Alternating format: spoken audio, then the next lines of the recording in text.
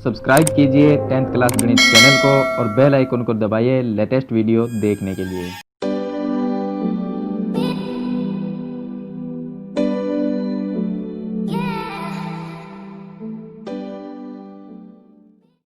Hello students, इस video में आपको 16.4 के जो एग्जाम्पल है वो इस वीडियो में सॉल्व करेंगे हम।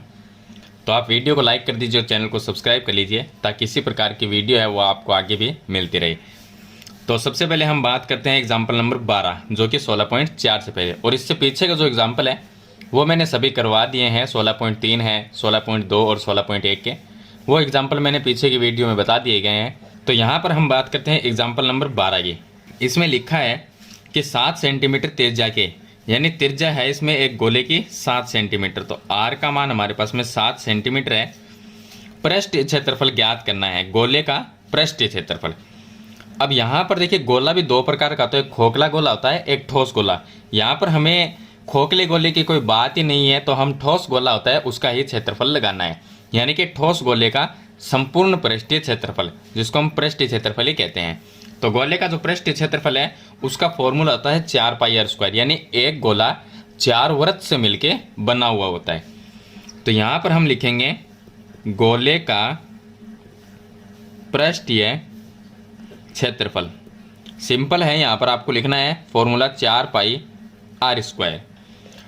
तो 4πr² लिखने के बाद में अब इस फॉर्मूले में आपको मान रखना है सिर्फ r का। r का मान 7 है तो इसको 2 बार लिख देंगे, तो ये हो जाएगा 4 × 22/7। r का मान 7 × 7, 7 से ये 7 कैंसिल हो जाएगा। ये 4 को 7 से गुणा करेंगे तो 28 गुणा में 22। अब 22 को 28 से गुणा करते हैं तो 28 दूनी 56 होते हैं, फिर 28 दूनी 56। यहाँ पर आ जाएगा 6, 5 और 6 11 का 1, और यहाँ पर लिख देंगे 616 आ जाएगा। तो यहाँ पर हम लिखेंगे 616 सेंटीमीटर स्क्वायर। क्षेत्रफल हमेशा स्क्वायर में आता है और आयतन हो तो हमेशा क्यूब में आता है। तो ये हो गया एग्जाम्पल नंबर 12 जो सिंपल है। इसके बाद में एग्जाम्पल नंबर 13। अब देखिए एग्जाम्पल नंबर जो 13 है, यहाँ पर 16.4 के जो एग्जाम्पल है वो सभी छोटे छोटे एग्जाम्पल दिए गए हैं। यहाँ पर बात करते हैं एक अर्धगोले की त्रिज्या, यानी हम गोले को बीच में से काट दे तो क्या बन गया, यानी एक गोले के 2 भाग कर दिए तो अर्धगोला बन गया। यहाँ पर अर्धगोला है वो कुछ इस तरह का होता है, जिस तरह से हम डायग्राम में अगर इसको दिखाएं तो ये यहाँ से इस तरह से होता है। तो ये हो गया अर्धगोला। चलिए यहाँ पर जो ये ऊपर क्या बन गया, इसमें वृत्त बन गया एक, और ये इसका केंद्र हो जाएगा, ये हो जाएगी इसकी त्रिज्या। अब यहाँ पर बात करते हैं एक अर्धगोले की त्रिज्या, यानी आर का जो मान है वो हमारे पास में है 3.5 सेंटीमीटर। इसकी त्रिज्या है अर्धगोले की। तो इसका आयतन व संपूर्ण पृष्ठीय क्षेत्रफल ज्ञात करना है। अब यहाँ पर हमारे पास में जो गोला है वो अर्धगोला है, पूरा गोला नहीं है, आधा है अर्धगोला।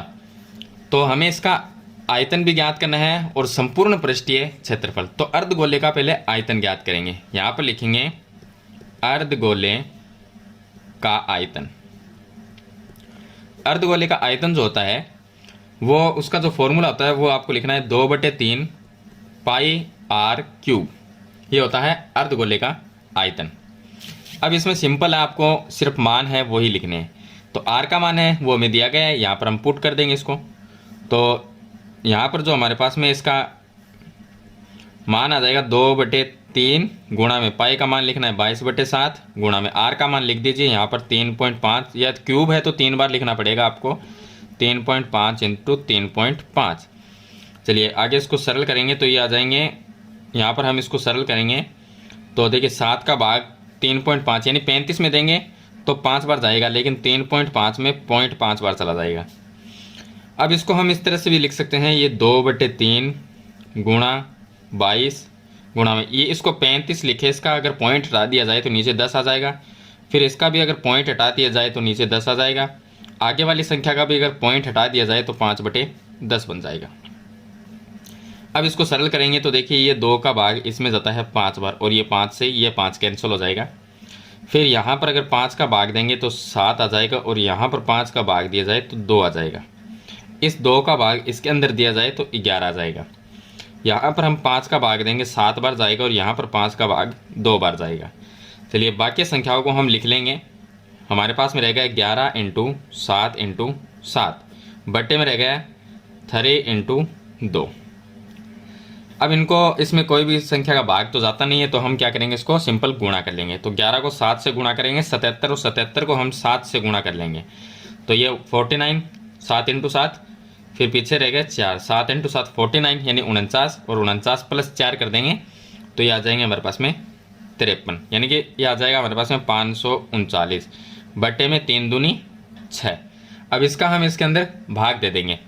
तो चलिए इसको भाग देते हैं। तो 539 जो है उसमें भाग देंगे 6 का, 8 बार चला जाएगा क्योंकि 8 6 48 होते हैं, और पीछे हमारे पास में ये रह जाएगा 5, फिर यहाँ पर जाएगा 9 बार, तो 9 6 54 होते हैं, 9 को 6 से तो यहाँ से हम माइनस कर लेंगे, 9 माइनस 4 करेंगे तो 5, फिर यहाँ पर एक पॉइंट लिखेंगे और एक जीरो लिखेंगे, तो यहाँ पर 8 बार जाएगा 48, फिर 2 रह जाएंगे 0, यहाँ पर हो जाएगा 6 3 18, यानी ये हो जाएगा 89.83। तो इसका जो मान आ जाएगा वो आ जाएगा 89.83 सेंटीमीटर क्यूब। तो ये हो गया अर्धगोले का आयतन। अब बात करते हैं हम कि अर्धगोले का संपूर्ण पृष्ठीय क्षेत्रफल। देखिए पूरा गोला हो तो उसका संपूर्ण पृष्ठीय क्षेत्रफल होता है 4 पाई आर स्क्वायर, ये होता है, और अर्धगोले का हो तो वो होता है 3 पाई आर स्क्वायर। तो यहाँ पर हम लिख देंगे अर्धगोले का संपूर्ण पृष्ठीय क्षेत्रफल, इसका फॉर्मूला होता है 3 पाई आर स्क्वायर। अब देखिए 3 की जगह 3 लिखेंगे, पाई का मान 22/7 लिखेंगे, और आर जो है वो हमें 3.5 दी गई है, तो 3.5 इंटू 3.5, यहाँ पर 7 का भाग देंगे तो 0.5 आ जाएगा, ये हो जाएगा 3 इंटू 22, इंटू में इसको लिखेंगे 35/10 लिख सकते हैं क्योंकि पॉइंट हटा देंगे, आगे वाली का भी पॉइंट हटाएंगे तो 5/10, ये हो जाएगा 5 दूनी 10, 2 और 11 को डिवाइड कर देंगे तो 2 का भाग 11 में जाएगा, सॉरी 22 में जाएगा 11 बार, इसको डिवाइड करेंगे तो 7 बार, 5 का भाग देंगे इसमें 5 का भाग जाएगा 2 बार, पीछे जो संख्या रहेगी 3 इंटू 11 इंटू में 7 बट्टे में रह जाएगा 2। संख्या को गुणा करेंगे, 11 को 7 से गुणा किया 77, 77 को हम गुणा करेंगे 3 से, ये हो जाएगा 7 3 21, पीछे 2 रह जाएगा, 21 और 2 ये हो जाएगा 23 हो जाएगा, तो 231 में फिर भाग देंगे 2 का। तो इस संख्या में अगर 2 का भाग दिया जाए तो 2 एकम यहाँ पर 2, फिर 2 एकम 2, फिर 11 में जाएगा 5 बार, ये हो गया 10 1, फिर 0 उतारेंगे तो 0.5 यानी 115.5 आ जाएंगे, तो इसको हम लिख दें 115.5। अब देखिए एग्जाम्पल नंबर 14, इसमें दिया गया है कि शीशे के एक गोले की त्रिज्या 5 सेंटीमीटर है, इससे 5 mm त्रिज्या की कितनी गोलियां बनाई जा सकती है, यानी कि है दोनों बार गोले ही, ये एक बड़ा गोला है शीशे का, उससे हमें छोटी छोटी गोलियां कितनी बनाई जा सकती है, यानी उसे पिघलाकर अगर 5 mm त्रिज्या की छोटी छोटी गोलियां बनाई जाए तो वो गोलियां कितनी बनेगी उसकी संख्या हमें इसमें ज्ञात करनी है। अब छोटी गोली है या बड़ी गोली है, दोनों है गोला ही, तो यहाँ पर हम क्या करेंगे, दोनों का अलग अलग आयतन ज्ञात करेंगे। पहले हम करेंगे 5 सेंटीमीटर त्रिज्या वाले गोले का आयतन, तो यहाँ पर आपको लिखना है 5 सेमी त्रिज्या वाले गोले का आयतन, पहले इसका आयतन ज्ञात। अब आयतन का फॉर्मूला हो जाता है वो होता है 4/3 पाई आर क्यूब, और दूसरी साइड में आपको 5 mm त्रिज्या की, ये 5 mm त्रिज्या की है वो कितनी गोलियां बना सकते हो, तो 5 mm त्रिज्या की जो गोलियां हैं एक गोली का आयतन ज्ञात करेंगे, तो हम लिखेंगे 5 mm त्रिज्या के गोले का आयतन, या आप इसको इस तरह से भी लिख सकते हो कि 5 सेंटीमीटर बड़ा है और 5 mm छोटा है, तो बड़े गोले का आयतन और छोटे गोले का आयतन इस तरह से भी आप निकाल सकते हो। तो फॉर्मूला सेम ही रहेगा 4/3 पाई आर क्यूब।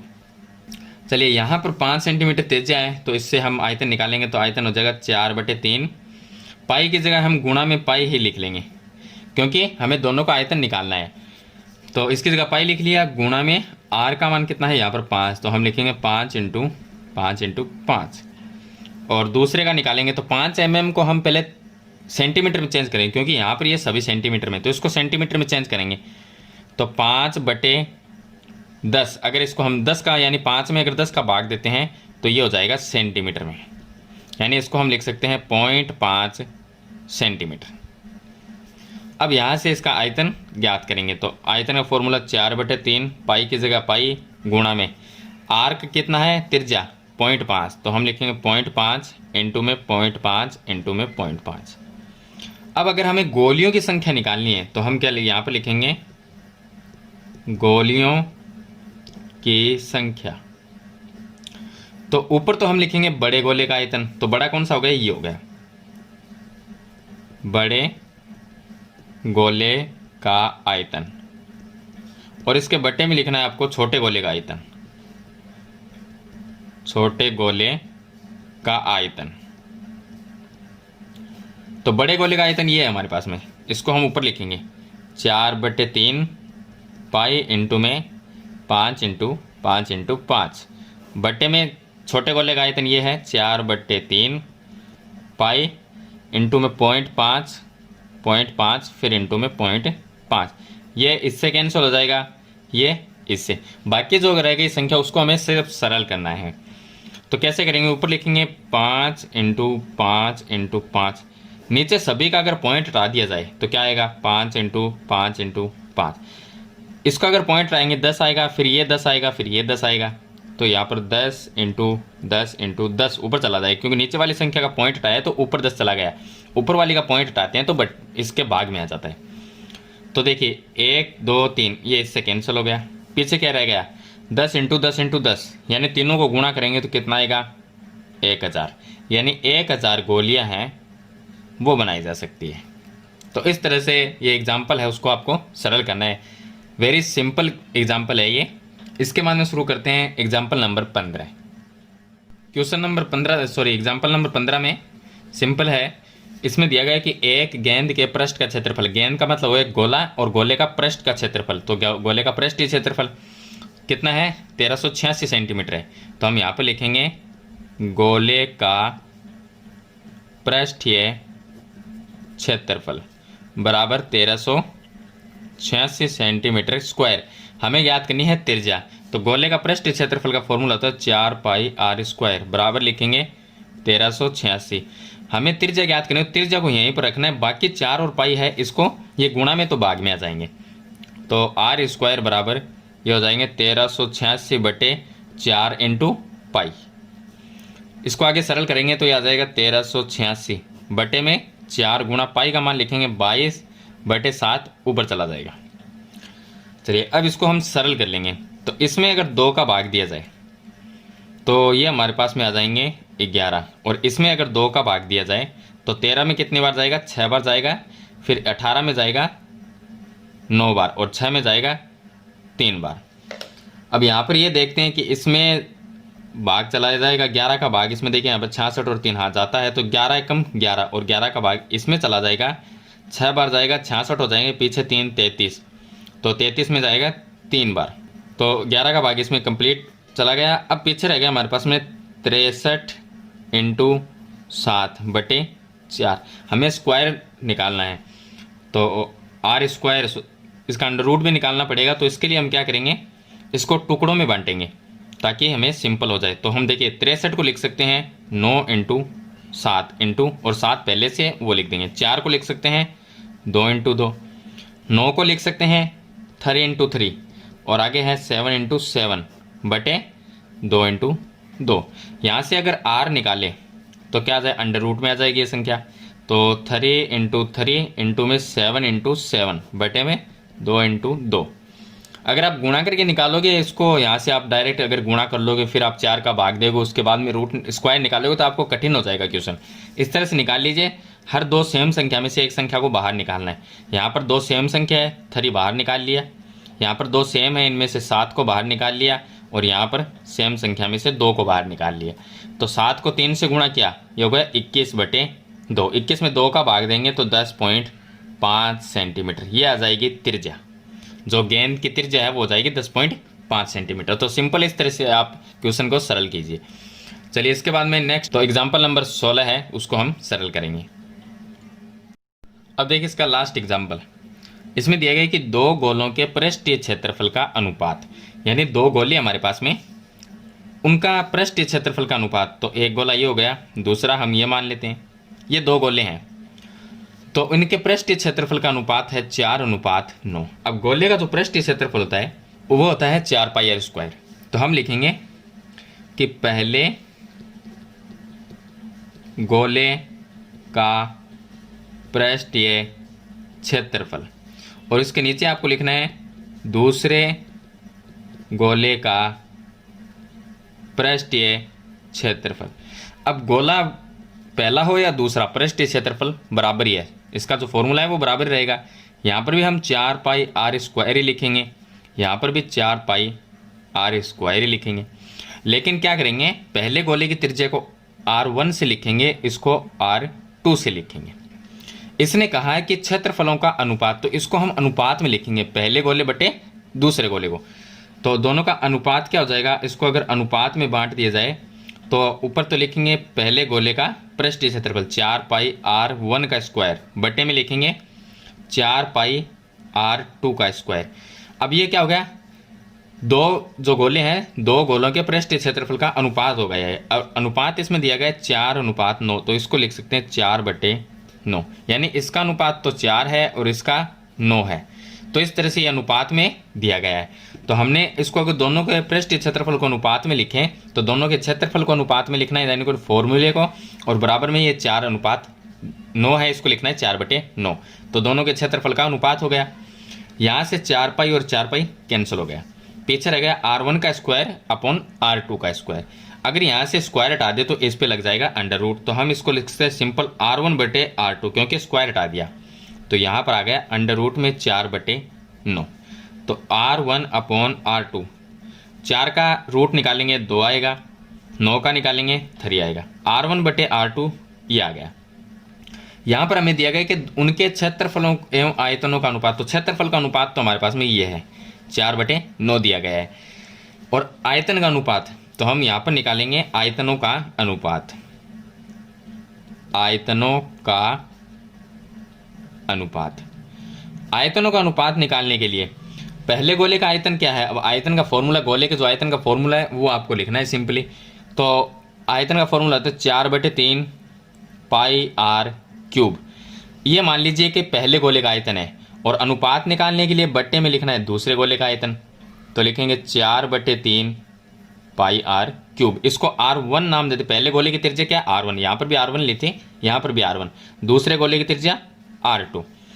यहाँ से देखा जाए तो 4/3 और 4/3 ये कैंसिल हो जाएगा, पाई से पाई कैंसिल हो गया, क्या बच गया r1³ r2³, ये रह जाएगा।